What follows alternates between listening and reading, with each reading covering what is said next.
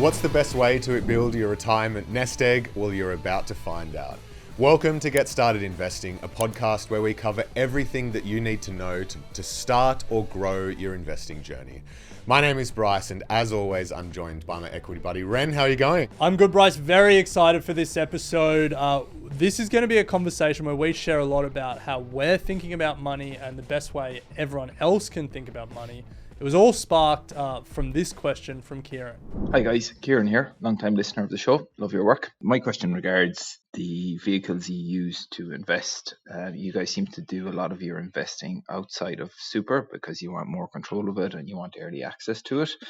My question is, how early do you want to stop working? So, for example, if you want to stop working at 50, you only need 10 years worth of savings and investments to get you to your 60 when you can access your super. So why are you guys not investing a little bit more in super and availing of the tax benefits that come with it? Love the question, Kieran. Thank you for that. Now, if you want to ask a question, we would love it if you recorded a voice note. The link is in the YouTube description or the podcast show notes. But Bryce, I think there's really two parts to this question. The first is about the benefits of super and how you can maximize them. Then secondly, what we personally plan to do and how we think about it. But I think we should acknowledge and maybe challenge Kieran a little bit. We do talk about super a fair bit. Absolutely. We tried to launch Super September recently to encourage everyone. We did launch to encourage everyone to make more voluntary contributions. Yeah. And we'll include a link to a recent superannuation series that we did in the description and show notes. But that aside, where do we want to start here? Well, we should break this into two parts. Firstly, the benefits of superannuation, as Kieran rightly noted, there are plenty of benefits. And secondly, why we personally invest the way we do and how we approach super versus investing outside. So let's start with the first, which is the benefits of superannuation. And really, it is the only free kick that you get in finance. We say it time and time again, but the tax effectiveness of superannuation cannot be denied. Yes. And whilst we are talking about superannuation, which is an Australian version, there are versions of this that exist in most jurisdictions around the world. Your 401k, your KiwiSaver, your lifetime RSA, lifetime ISA. These are these tax advantage retirement savings accounts that are just a free kick. So in Australia, concessional contributions are taxed at 15% rather than being taxed at your marginal tax rate, which for anyone working full-time will be at least 30% and could be up to 45%. So it's taxed at half the rate or perhaps a third of the rate as if you just got paid that money into your bank account and then invested it outside of super. Now, what's more, once your money is in that superannuation environment, investment earnings are only taxed at 15% as well, rather than your marginal tax rate. So not only are you getting the free kick on the way in, but you're getting the free kick on everything you make. And that means you can compound more effectively, you can grow your wealth faster. And it is great, and we've got to take advantage of it. So yes. I think that's the starting point. Well, let's put some numbers to it, because in theory, it sounds great. In practice, this is how it works. Let's say we do $100 a week invested inside super versus investing outside of super. We're going to do this over 35 years at your average 10% return per annum at $100 a week pre-tax. Yeah. So if we're investing outside of super, that is that $100 is taxed at a 37% marginal tax rate. At the end of the 35 years, you'll have $890,000. If you invest inside super, you're taxed at 15% compared to the 37%. You end up with $1.2 million. So quite a significant difference. Yeah, $210,000 more dollars in retirement. So the percentages might feel a little bit arbitrary, but when you put it in those cold, hard numbers, you start to see there's like a massive difference that plays out. So that's why super is important. Now let's turn to the second part of the question, which was how we think about when we're going to retire and how we invest accordingly. So why don't you kick it off? How do you think about it? Why do you invest the way you do? How do I think about it? I actually don't think about retiring at the moment. Yeah, it's not something that financially, I'm not like, I want to get to 50 and pull up stumps. I love the pursuit of making money at the moment, and I love being in the business that we're in, and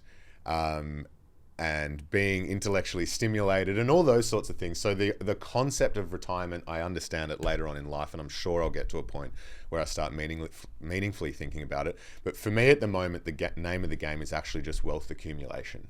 And so that's kind of where I'm at. So on that point, if the name of the game is wealth accumulation, why aren't you taking the free kick? Because as I've said many times before, I want to be able to manage the wealth outside of an environment where I can't really touch it. I probably want to be able to enjoy some of the wealth I create before I get access to it at 65. Yeah. So that's not to say I want to retire early, but I probably want to be able to leverage that wealth to make my life more flexible and enjoyable as I age. So do you think there's are there particular milestones or times when you're like, I'm going to want to start drawing on that money? I think I look at my parents, and it's kind of like when kids is obviously important. There's probably periods throughout your life when you'll be wanting to spend more time with your kids. And then when your kids probably move and leave home and whatnot as well, you probably want to be able to draw on money then and enjoy that time where you're just with your partner and can go overseas and do all sorts of bits and pieces. So I don't know. I don't really have massive milestones in mind, but yeah, it's just, I'm not striving towards retirement right now. Yeah. It's an interesting one. Although the more you unpack what you just said there, the time with your partner after your kids have left home, you're but I look 32 now. Yeah. By the time your kids leave home, Well, I know that's the irony. they'll be that's the you'll irony. at least be in your 50s. But I have a view as well that how our superannuation as it is today and how we can access and what it's used for, I think will be wildly different in 30 or 40 years time. Okay, well that's a very different point. Yeah. The government will have done all these crazy things where we'll be having to draw on it for more things, or they'll push the age back or whatever it might be. But yeah, that's completely different. Yeah. Yeah. What do you think about it? So I think that I'm the same as you. I don't have a specific retirement date in mind. But I also think that in the same way that you want to be diversified across asset classes and across, geographies, you also want to be diversified across time horizons. And when I think about my super, so right now my super balance is higher than my core portfolio of ETFs. And so I'm pretty comfortable with the amount that I've got in super and the amount that it's growing. And I know that nest egg is compounding away. And there perhaps will be times when I want to make more contributions to it to take advantage of that free kick. But I also look at what I have outside of super, and I'm the same as you. I want flexibility and I want choice. And the biggest thing for me, I think, is I don't want money to be a stressor in my life. And having a massive superannuation nest egg, having $1 million locked away until I'm 60, but not having access to liquid cash, money could be a stressor in my life.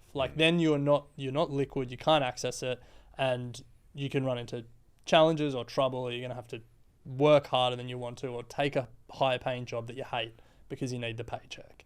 And for me, that ability to have to work towards different time horizons and have different flexibility and different choice, and it's not like I'm not taking advantage of the tax advantaged environment, but it's also that I've got stuff outside of it to take that stress away, hopefully.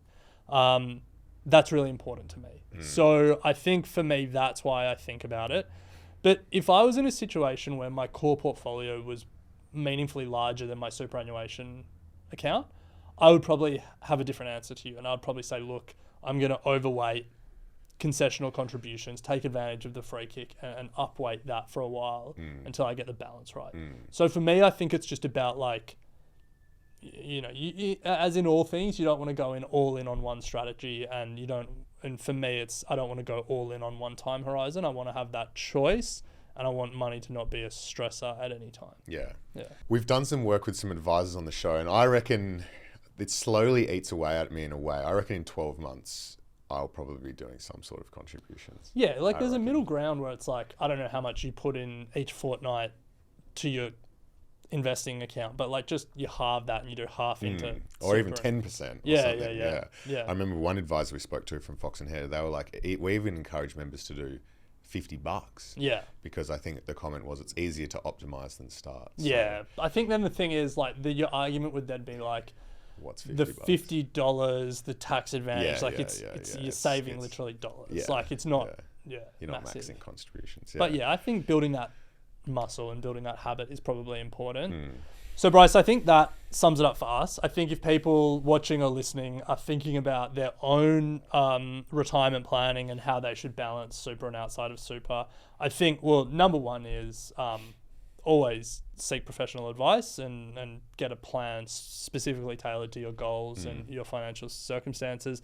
But I think generally how you can think about this is, what do I want in my nest egg for retirement? Can I expect as like the average rate of return, and how much am I contributing? Like you can start doing the maths in terms of what your retirement account looks like now, how much you're contributing, and what it will look like at the age you want to retire and want to access it.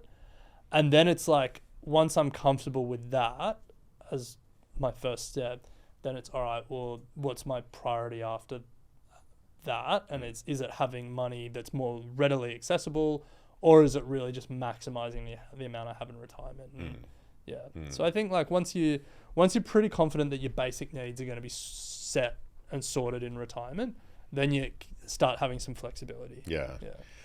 Love it. Well, Kieran, thank you so much for the question. Certainly got us thinking about it. A reminder that if you want more super content, we've done plenty of it, both on the Get Started Investing podcast and on the Equity Mates Investing podcast. So just search super and I'm sure it will come up. But we want to hear more from our community. So make sure you leave a voice note, link in the show notes. If you're watching on YouTube, comment below, and we'd love to hear from you. Yeah. But we'll leave it there. Sounds good.